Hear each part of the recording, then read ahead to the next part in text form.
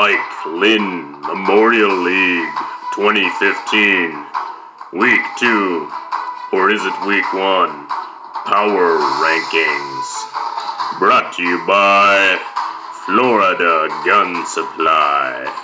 Come to Florida Gun Supply to fuck some guns, and then use a Confederate flag as a cum rag. Florida Gun Supply. Meet George Zimmerman and fuck some guns.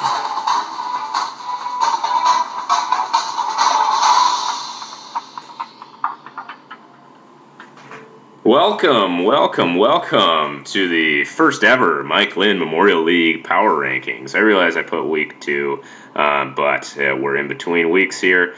End of Week 1, waiting for Week 2. This is when I'm going to do the Power Rankings. This is something I thought I'd give a try in this league. I'd do it in my home league. It seems to be a lot of fun, and I thought I'd throw this out there. If you guys like it, I'll keep doing it. If not, I can punt on it, and I'll try and keep this under a certain time period, and maybe some of you will watch it, maybe not. But what I'm going to do is run through the teams 12-1, rank them, go through the results from last week, and make some predictions, and hopefully, make fun of people, and hopefully no one's been out of shape about it. But anyway, without much further ado, we're going to go ahead and go right to the results from Week 1.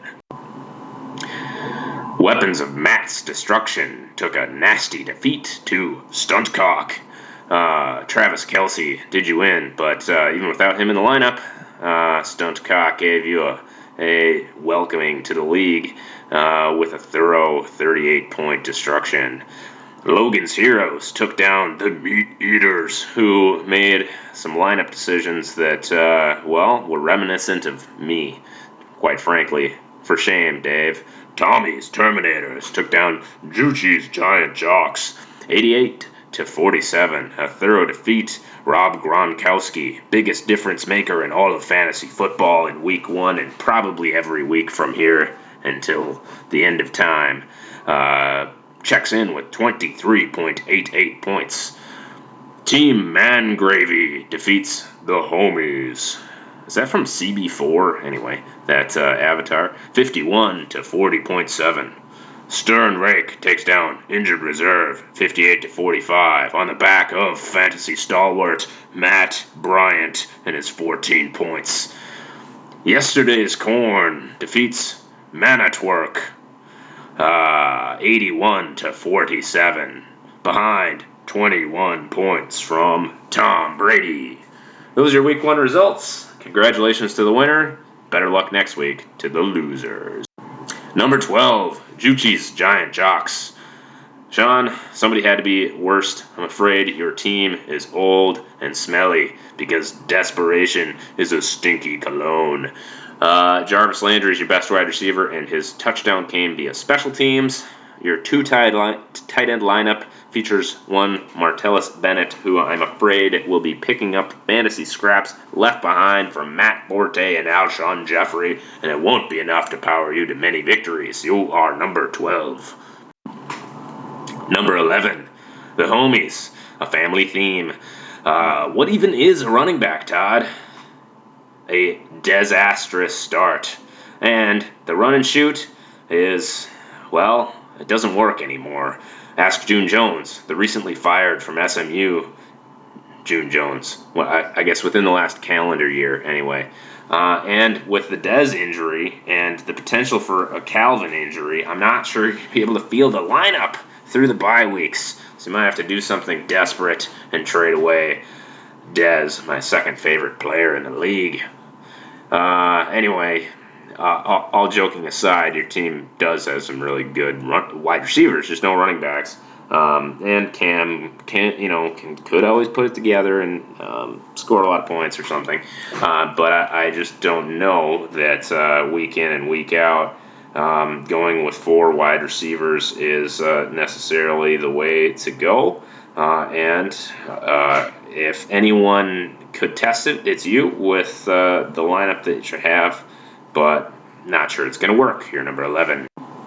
Number 10, Dave. You're penalized for knowing me and bringing me into the league. I can't rank you too high. You have 4 good running backs, no tight ends. That's not a winning formula in my eyes. Matt Ryan looks like a PE teacher, and he also has that, look of disappointment when he's trying to teach kids how to juggle with those silks or whatever they did in PE after he threw all those interceptions. Bad lineup mojo in week 1, and your team avatar makes no sense. I don't know why you have the Trail of Tears, and I don't find it funny. Moving on from number 10 to number 9. Adam, the only thing I'm going to do is mock you one last time for Monte, I don't even know how to say his name properly, Ball. It's bad enough to draft someone who gets cut, but to keep someone who was 4th string and then got cut will probably be something that is brought up many years from now. This is the only time I'm going to make fun of it all year, so no other comments about your team. You're number 9, despite a victory. Number 8, Rob. Manatwork. You are penalized for finding your GIF on boypussy.com or wherever you got this GIF, because it is disturbing that you found that website and took a GIF from it, and that is how it is said. I don't think you have any running back depth. You have Eddie Lacy, but beyond that, not a lot of depth. Curious decision to start Cutler. If you're going to keep a player like Russ Wilson, have the faith that he can score points against the St. Louis Rams. Also, you're penalized for rostering Brian Hartline. Not since Joe Juravicius has a white Browns receiver, or any Browns receiver for that matter, been worth owning. You're penalized. Once Julius and Mike Evans are 100% healthy, obviously your team is pretty dangerous. So I'm sure you'll climb from number 8, and you are the defending champ after all, I believe, right? You said something about a trophy. Moving on. Number 7, Weapons of Matt's Destruction. Nice name, not. Sammy Watkins, 0 catches, 0 points. Do have a nice balance of youth and win now talent. And Matt, welcome to the league. And I'm sure you've got the feeling after the draft that we're all happy to have you. But this is a very entertaining fantasy football league, and we're all happy to have you in it. I know I waited a long time to be able to join, and it was a thrill to join and be in it, and I'm sure you'll find a similar feeling if you haven't already over time. But you're number 7. Moving on. Number 6, Justin, injured reserve, suffering a big week 1 loss in Deshaun Jackson, who shouldn't have been starting anyway, over Brandon Marshall, who was an excellent pick late in the draft. You have Le'Veon Bell looming, who could be the number 2 difference maker week in and week out behind one Rob Gronkowski. Jimmy Graham, I watched that game, a lot of it on the Red Zone channel, and boy, was Bevel's play calling and just not creative. I don't see Graham being schemed into the types of matchups that Sean Payton was able to get him into.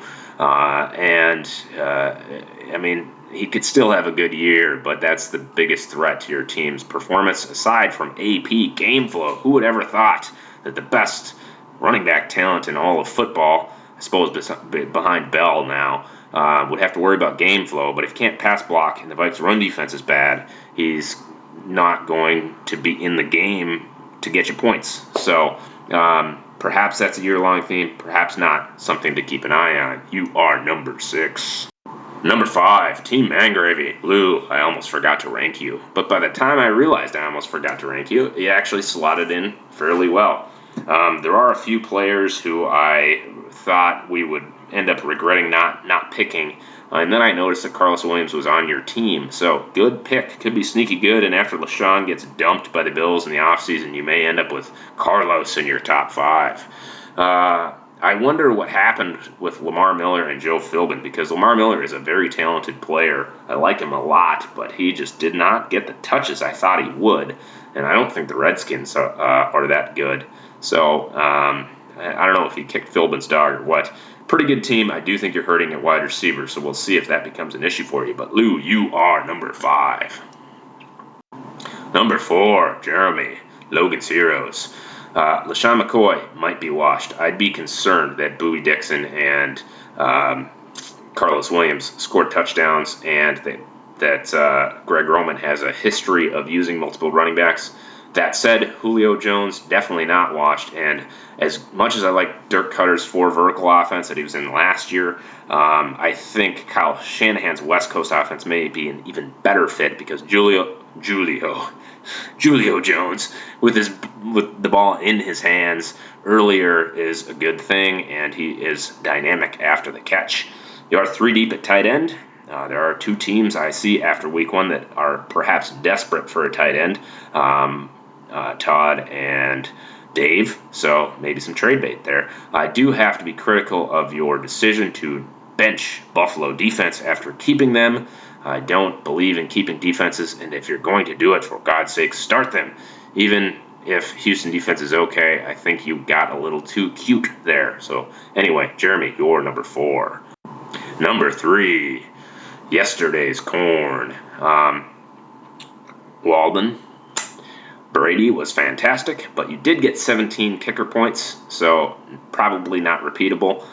Your wide receiver depth is shaky at best, and you should have traded Teddy to me while you had the chance. That offer is no longer on the table, I'm afraid. Anyway, but 80s, scoring in the 80s in this league is impressive. You do have a good team all around, and I was impressed with Brady's performance, especially in contrast to Peyton Manning. You'd think at some point time is going to catch up with Brady. Now he was playing the Steelers; they're awful, but and Peyton was playing the Rams. However, Brady was so sharp that he could stay among the fantasy 8. Moving on to number 2. I ranked myself number 2. What do you think of that? Here's something, a fun fact. My bench outscored 8 teams. If I took my best bench lineup and started it, it would have outscored 8 of you, which normally would be a bad thing. However, I had the second most points this week. I really only made one lineup mistake, and that was with John Brown not starting over Allen Robinson. You all doubted Manziel. He could end up at least putting some fantasy points on the board. Somebody can trade for him if you really want to. I am a little bit worried about a long season for Demarius in that Bronco offense with that bad offensive line, apparently, and really old, decrepit quarterback until Brock Osweiler's inserted into the offense. And I just don't like Derek Kubiak. I think he's a downgrade from Adam Gase as an offensive coach. The one thing I'll say is I'm scared about Demarius, but I'm happy with Foster looming. And from any point I've been in this league, I feel probably the best I ever have about my team. I don't owe any of you draft picks for the first time in forever, so I feel good about ranking myself number 2. And you've all figured out who it is, but moving on, we go to number 1, Tommy's Terminators. Gronk, probably the biggest difference maker week in and week out. I really believe that. He was fantastic, and I think he will continue to be that good. DeMarco not getting any yardage, despite, they are a power run team. A lot of misconceptions about how Chip Kelly runs his offense. It's a inside power running team. DeMarco didn't get any of that yardage. I think Ryan Matthews, if he's healthy, is actually a little bit better fit for the type of running that they like to do. But DeMarco got the touchdowns, and I'm sure he'll get more yards throughout the season. Doug Martin, big game flow concerns. If their defense is as bad as Leslie Frazier likes to make a defense, then he might not get a lot of carries, despite, I think, being healthy and a pretty good player. Seattle D, another huge difference maker. I think Lockett threatens half a dozen special teams touchdowns, and that team getting to double-digit defensive touchdowns wouldn't actually shock me, as rare as that is, and you've got value and depth all over the place. So, Tom, you took down high points and are worthy of number 1. Congratulations.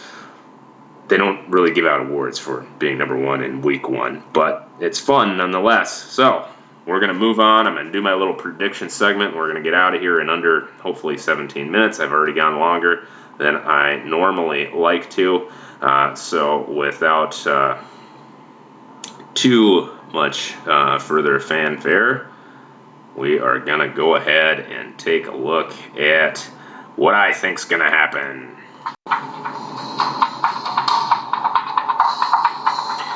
Tommy's Terminators takes down Stern Rake 71-44.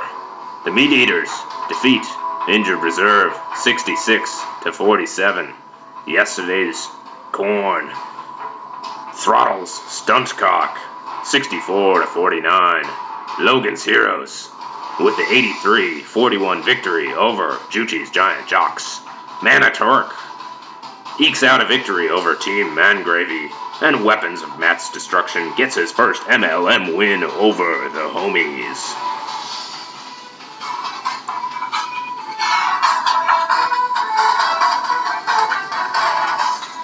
That's it, guys. That's my week 1 ranking. Hopefully you didn't think this was too ridiculous, but I have some fun with this, and hopefully you watched it. If not, well, I just wasted 20 minutes of my life. Anyway, good luck to everyone next week, and we'll do this again. All right, thanks, guys.